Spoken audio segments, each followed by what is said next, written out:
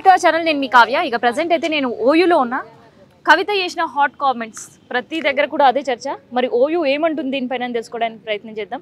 Present నాతోటి ఉదయ్ ఉన్నారు, మాట్లాడదాం. ఉదయ్ గారు నమస్తే అండి.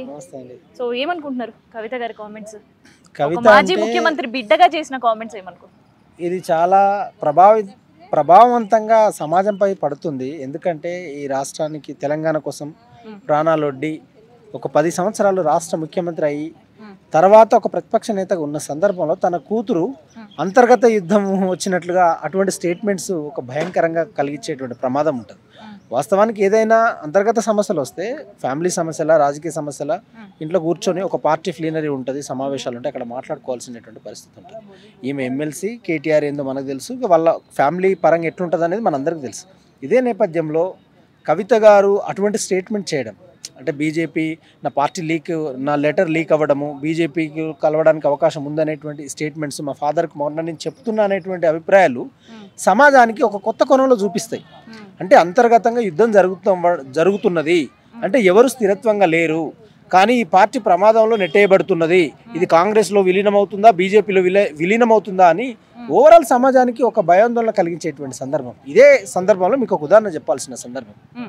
ఈరోజు ఆపరేషన్ కగార్ పేరు మీద నక్సలైట్లను చంపుతున్నటువంటి క్రమంలో కేసీఆర్ గారు బహిరంగ సభలో మనం లెటర్ పెడదాము, అది మానవ హక్కుల ఉల్లంఘన అన్న స్టేట్మెంట్.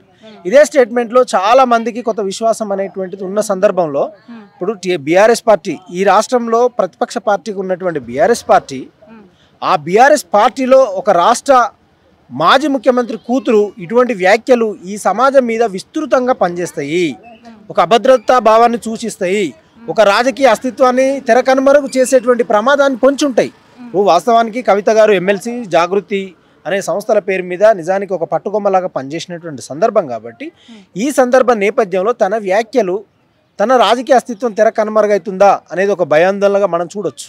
ఒకటోది. రెండోది అంటే పార్టీలో కూడా అంతర్గత పోరు ఉందేమో అనే భావనకు ఆమె అభిప్రాయాలు సూచకంగా మనం ఫీల్ అవ్వాల్సినటువంటి అవసరం ఉన్నది.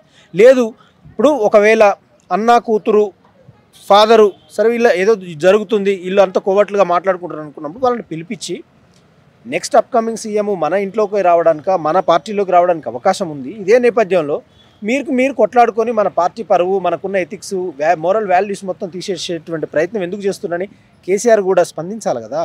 కేసీఆర్ వాస్తవానికి విధానపరమైన అంశాలు వచ్చినప్పుడు కేసీఆర్ ప్రభుత్వం మీద మనం వ్యతిరేకించడం, మాట్లాడినాం, ఆల్టర్నేటివ్ ప్రభుత్వం చూసుకున్నాం. కానీ కేసీఆర్ను ఒక ఫైటర్గా, ఒక ప్రజా ఉద్యమకారుడిగా, వ్యక్తిగతంగా ఎవరికైనా సహజమైనటువంటి ఇష్టాలు ఉంటాయి కొంత, మనం అట్లా ఆ నేపథ్యంగా చూసినప్పుడు కవిత గారు చేసేటువంటి వ్యాఖ్యలు కావచ్చు, కేటీఆర్ గారు మాట్లాడే మాటలు, ఇదంతా మెచ్యూరిటీ పాలిటిక్స్ లెవెల్ అని మనం థింక్ చేస్తాం. ఎందుకంటే ఈ రాష్ట్రంలో సరే ఒక ఐడెంటిటీ పాలిటిక్స్ కంటే ఆల్టర్నేటివ్ పాలిటిక్స్ తెలంగాణ నేల మీద ఒక బీఆర్ఎస్ ప్రభుత్వం ఉంది అనేటువంటిది సాధారణ మనుషుల యొక్క విశ్వాసం.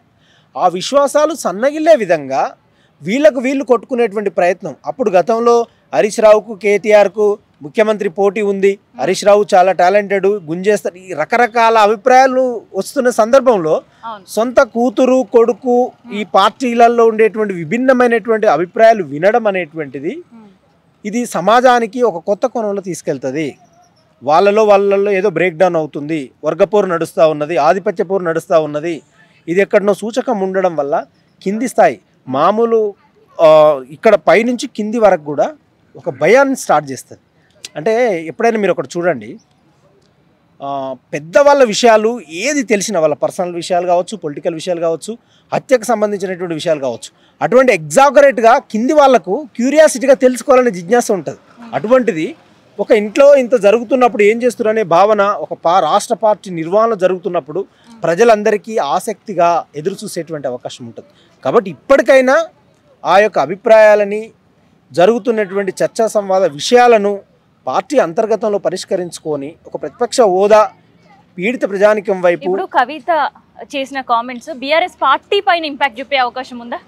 పార్టీ కూడా చీలే అవకాశం ఉంటుందా? ఎందుకంటే ఇంకా కొత్త రాజకీయ భవిష్యత్తులో కవిత అడుగు పెడితే పార్టీ చీలికలయ్యే అవకాశం ఉంటుందా? కవితతో కూడా క్యాడర్ వెళ్ళే అవకాశం ఉంటుంది అనిపిస్తుంది. క్యాడర్ వెళ్తుంది కదండి. ఇప్పుడు ఆమెకు జనజాగృతి అని ఒక సంస్థ పెట్టుకున్నది. ఆ సంస్థలో భాగంగా ఆమెకు ఒక నిర్మాణాత్మకమైన సంఘాలు ఉస్మానియాలో కూడా ఉన్నారు, కొంత ఉస్మానియాలే కాదు, ఈ రాష్ట్రంలో ఉన్నటువంటి చాలా ప్రాంతాలలో ఆమెకు ఉన్నాయి. ఆమెకు జిల్లా కమిటీలు, రాష్ట్ర కమిటీలు, అన్ని కమిటీలలో ఉన్న క్రమంలో ఒకవేళ కవితక్క గారు సొంత నిర్ణయాలతోటి రాజకీయ ఎజెండా పెట్టుకోగలిగితే కొంత నష్టం వాటిల్లే ప్రమాదం ఉంటుంది. మొత్తం తమ అస్తిత్వాన్ని నిలబెట్టుకునే క్రమంలో కొంత వైరుధ్యం అయితే ఉంటుంది. ఎప్పుడైనా ఘర్షణ నుంచి కొత్తది ఉద్భవించేటువంటి క్రమంలో ఒకవేళ కవితక్క మా పార్టీ అంతర్గతం వల్ల నాకు నష్టం వాటిల్లే ప్రమాదం ఉంది, నేను కొత్తగా జెండా పెట్టుకుంటా అనుకుని బయటకు వచ్చేటువంటి క్రమంలో నష్టం అయితే బీఆర్ఎస్కి ఉంటుంది. కానీ అది ఎంత ఇంపాక్ట్ చూపిస్తుంది అనేది మనం ప్రిడిక్షన్ అన్నట్టు భవిష్యత్తులో చూడాల్సినటువంటి అవసరం ఉంటుంది. సో కవితక్కని భవిష్యత్తులో మరో షర్మిలగా చూసే అవకాశం ఉంటుంది అంటారా? అంటే ఇప్పుడు ఉండే సినారియోలో షర్మిలక్క కవితక్క అంటే ఎవరు పాలిటిక్స్ వాళ్ళు కదా. ఇప్పుడు షర్మిలక్క ఒక పార్టీ పెట్టింది, తర్వాత మరి ఆమెకి ఏమైందో మళ్ళీ కాంగ్రెస్ పోయి ఒక పెద్ద రాష్ట్ర స్థాయిలో ప్రమోట్ అయిపోయింది. కానీ మరి కవితక్క స్టైల్ వేరు కదా. ఈమె ఒక ప్రజా ఉద్యమకారిని, అక్క బతుకమ్మలు కావచ్చు అవి కూడా మనం చూసిన సందర్భాలు కాబట్టి మళ్ళీ వీళ్ళకు అంటే ఎవరి పాలిటిక్స్ వాళ్ళకు ఉంటుంది కదా. షర్మిలక్కతో పోల్వడం అనేది కూడా నేనైతే అనుకోను. ఎవరి వాల్యూ వాళ్ళకు, ఎవరి స్టేటస్ వాళ్ళకు ఉంటుంది. అందరు గొప్పోళ్ళే కదా. ఒక మహిళగా ఇప్పుడు ఇంటికి వంటకు పిల్లల ఉత్పత్తి సరుకులాగా చూసే ఈ పురుషాధిపత్య సమాజంలో ఒక మహిళలు ఒక రాష్ట్ర స్థాయి హోదాలో పనిచేస్తున్నారు అనేది అప్రిషియేట్ చేయాల్సినటువంటి అవసరం ఉన్నది. కాబట్టి ఎవరు గొప్ప వాళ్ళది. మన కవితకు ఆ పని చేసినా కూడా ఆమె సక్సెస్ కావాలని కోరుకుంటాం. ఎందుకంటే ప్రజల కోసం మహిళలుగా రోడ్ల మీదకి వచ్చినటువంటి సందర్భం అంటే చాలా అప్రిషియేట్ చేయాల్సినటువంటి అవసరం ఉంది ఇప్పుడున్నటువంటి సమాజంలో. కాబట్టి కవితక్క విషయంలో కనుక అట్లా జరుగుద్దా లేదా మనకైతే తెలియదు. కానీ మాలాంటి విద్యార్థి ఉద్యమ నాయకులు కోరుకునేది ఏమంటే కేసీఆర్ సార్ వాళ్ళని పిలిపించి మాట్లాడి ఒక సమిష్టికృత సమన్వయం చేసి పార్టీ విధానాన్ని ముందుకు తీసుకెళ్ళి రాష్ట్రంలో ప్రతిపక్ష హోదా నిర్మాణాత్మకంగా పనిచేసేటువంటి క్రమంలో, ఎందుకంటే ప్రభుత్వాలు వాగ్దానాలు ఇస్తే నెరవేర్చవచ్చు, నెరవేర్చకపోవచ్చు, కానీ ప్రశ్నించేటువంటి ఒక నేపథ్యం అయితే ఉండాలి కదా. అలాంటి విద్యార్థి ఉద్యమ నాయకులు మస్తుగా మాట్లాడతారు, పోరాటాలు చేస్తారు. కానీ ఆల్టర్నేటివ్ పాలిటిక్స్ అనేది తెలంగాణలో ఉండాలంటే కొంత ఆ ప్రభావం అయితే ఉండాలి. సరే తప్పు ఎవరైనా చేస్తారండి, దిద్దుబాటు చేసుకోవడానికి ఇంకొక అవకాశం చూడాలని ప్రజలు కోరుకుంటున్నప్పుడు నెక్స్ట్ మనము ప్రతిపక్షాన్ని బీఆర్ఎస్ని చూస్తామనే భావన మనలో ఉన్నది అనుకున్నప్పుడు ఆ పార్టీ కోల్పోవద్దు అనేది మాలాంటి వాళ్ళకి అనిపిస్తుంది.